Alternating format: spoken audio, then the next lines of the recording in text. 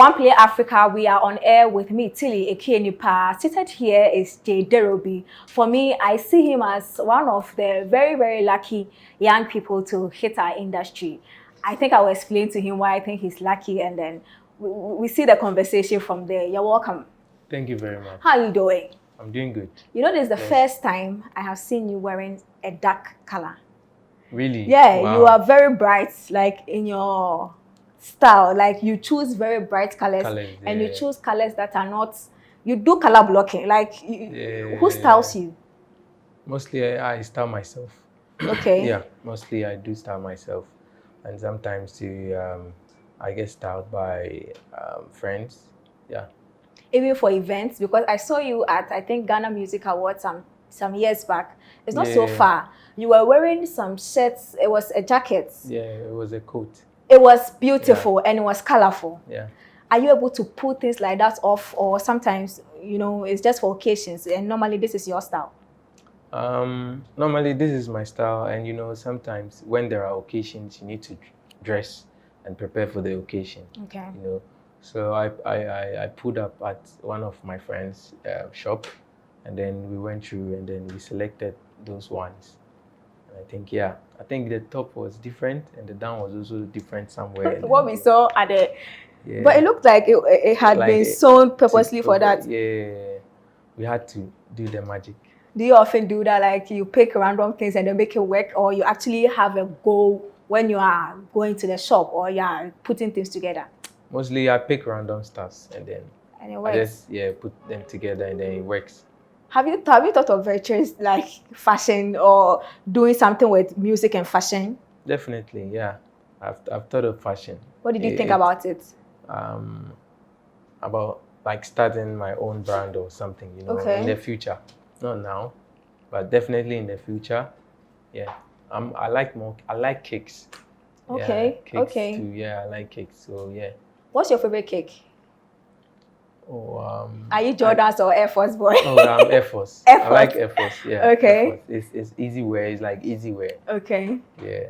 Okay, so during my intro, I said that to me, you are one of the very lucky guys in the industry. I mean, for most people that use social media to expand themselves, when they do that, sometimes it takes a while before somebody says, oh, you know what? Now, this guy, let's do things with him. But I think for you, your story has been, oh, we saw a social media breakthrough and then we saw Empawa. Do you sometimes feel like that was some lucky thing for me and I could have been down there for a very long time? Yeah, mostly for people who don't know you from where you started.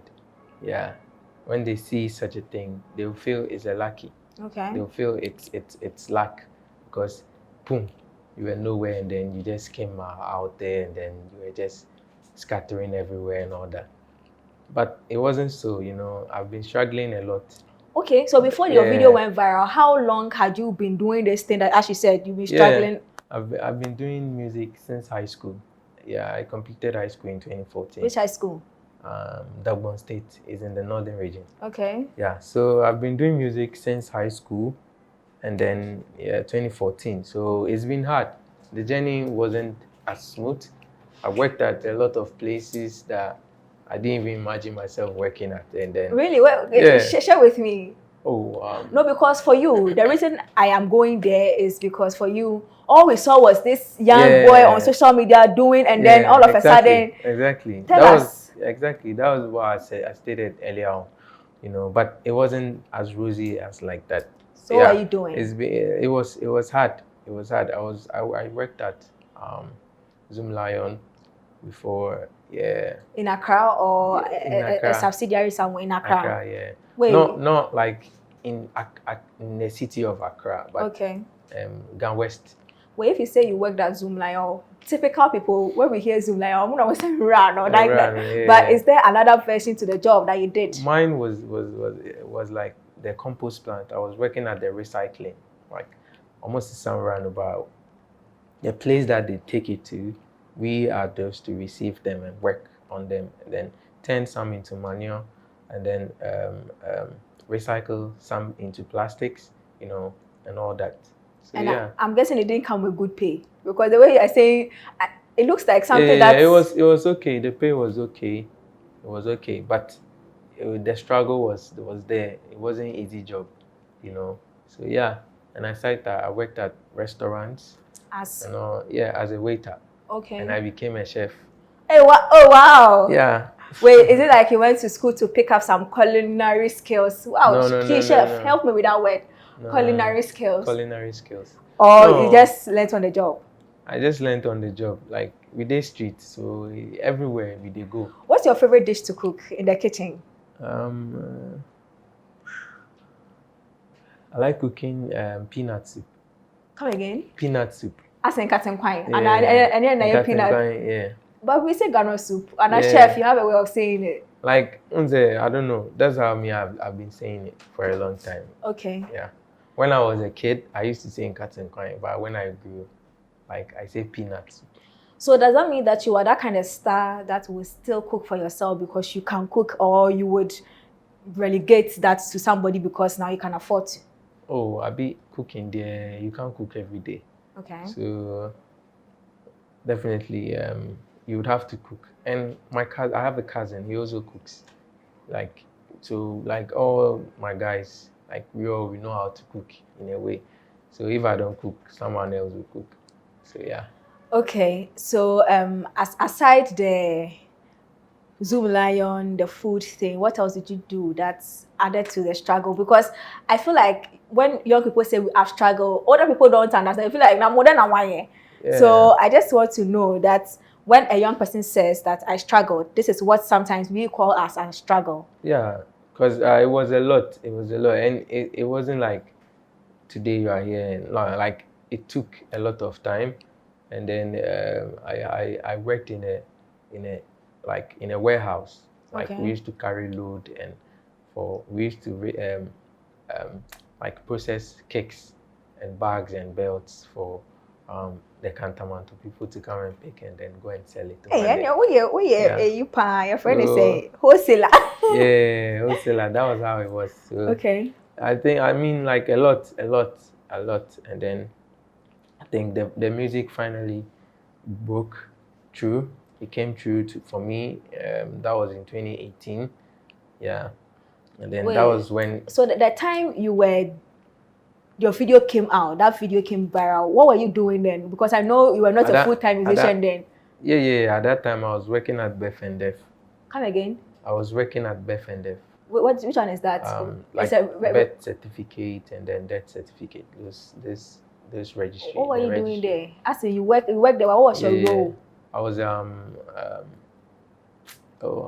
how do they call this? Commissioner. Hey,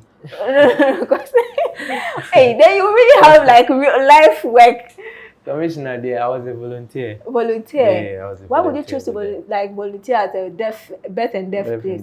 Because that was the chance I got, and then why would I sit at home and then waste that chance? No, so I had to go and then do it. Now we know you before the whole loud Empawa thing came. Now there's the Empawa thing. What's for you? What was the deal like? Because all we saw was, Mr. Eazi and JDerobie, like the facade there, or I don't know if I should call it facade, or the haze and the frenzy that came with it. Was it the same thing you experienced when you went into it? That whole expectations of people, hey, JDerobie, be lucky, that kind of thing. I be hyped there. If the hype come, Uh-huh. yeah, everyone will hear about you and all that, and yeah, I think the way things were supposed to go, like I think they've gone that way, and then here am I now, like I'm out with an album, and then with Empawa. So, wait, so how long were you with them? I've been with Empawa since 2018. Okay. I mean, I've been, but it was official from 2019, early 2019. Okay, and then the album, is it just an album? What was the contract supposed to? Did they say you should just produce an album, or did they specify the kind of things you are supposed to do in these years? Yeah, just albums, and it was a distribution deal. Oh, okay. So it wasn't like a 360 signed deal; it was just a distribution deal. Yeah, just a distribution deal, and then. As a guy who had just blown on social media, did you understand the intricacies of, let's say, a distribution deal and all?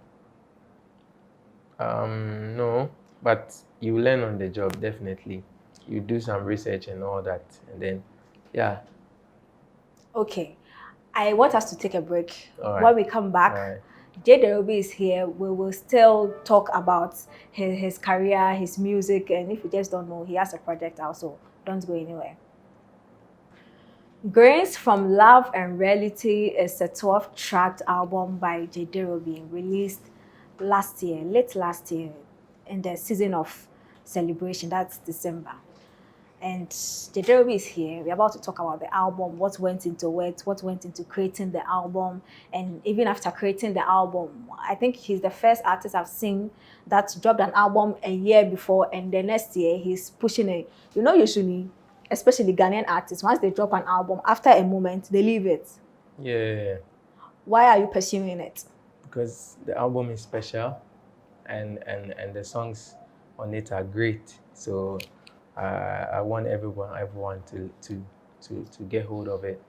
Yeah. Do you think the festive season sort of it dims the shine on good projects like this, which is why you didn't possibly pursue the promotion, because it was dropped in December? Yeah. So why are you now pursuing and pushing it out there? Okay, so it was part of the plan. Okay. Like, yeah, to promote it like early this year. Yeah, you know, into the mid of the year. So yeah, so from now to like middle of the year is for the promotion of the album. Okay. And you know, yeah, album is something that when it's out there, you can promote it for as long as you want. Yeah. Okay, so I have listened to the album. If you haven't, you should go and listen to the album. It's called Grains from Love and Reality by JDerobie.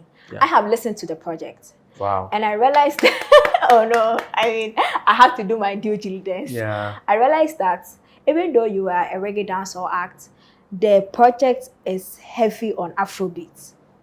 Was it intentional because of the camp you found yourself in?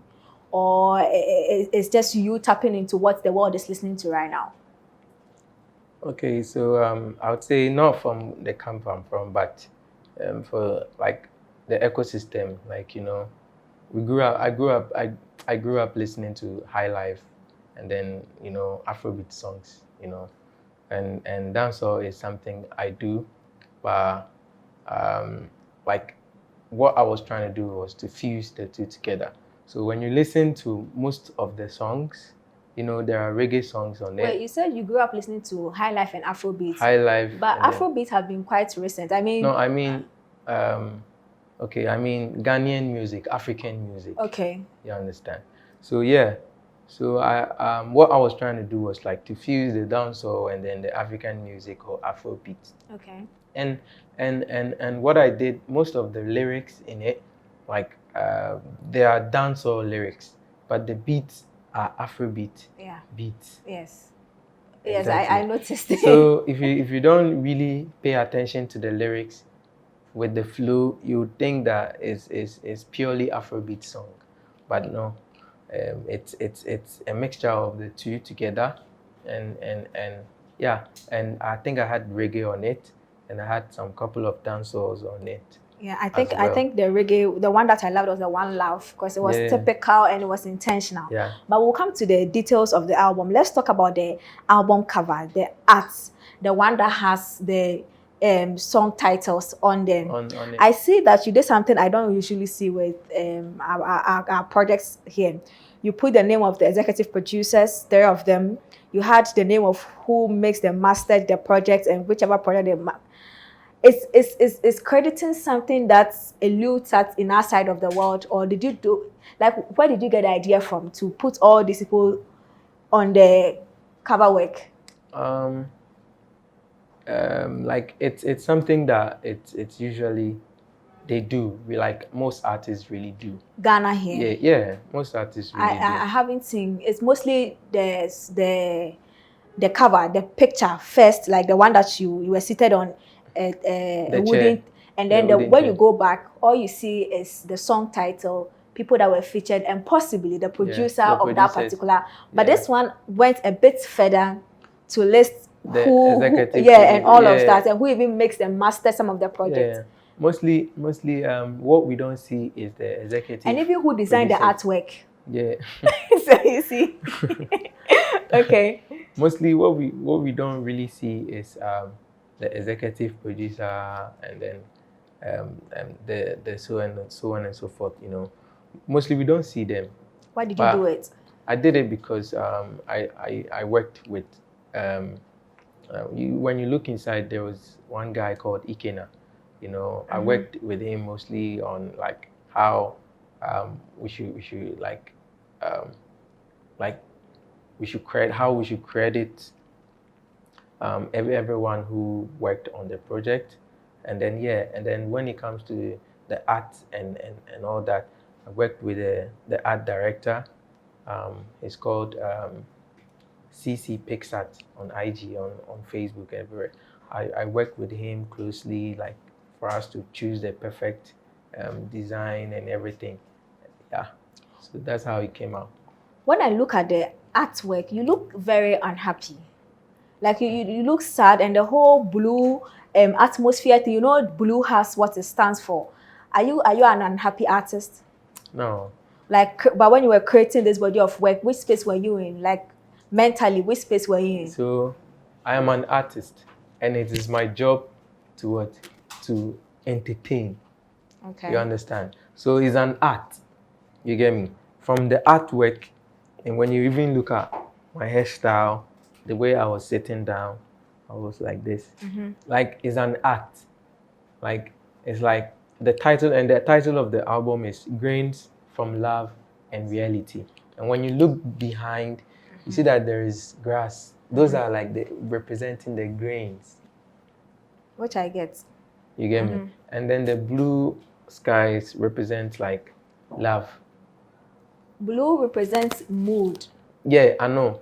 Like mood. The mood. Yeah. And then the mood is blue. It's blue. love. Like for me, that was the direction I had. For me, like it was like love, and then like me being there is like that's reality, like facing reality. I'm there. Okay, I hear. Between those two things that are happening, I'm inside and I'm facing it. Okay. And no one knows what I'm really going through except me. What were you going through? What were you going through? Because we don't know, as you said. What were you going through? What I was going through was what I poured on the songs. You understand? Okay. Yeah. So when you listen to the songs, when you really listen to the songs, like they don't have a particular genre. You even said that heavily on Afro, but you also noticed that there was a dancehall on it as well. Yeah. So it's like the songs are also like grains.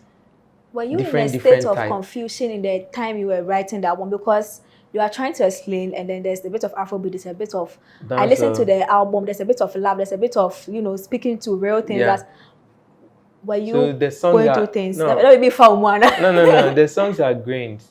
Like the songs are like the grains. Okay. You understand? And what are grains? Like corn, millet, hops, like those kind of cereals, you know. And there are different types of cereals, and they are all called grains.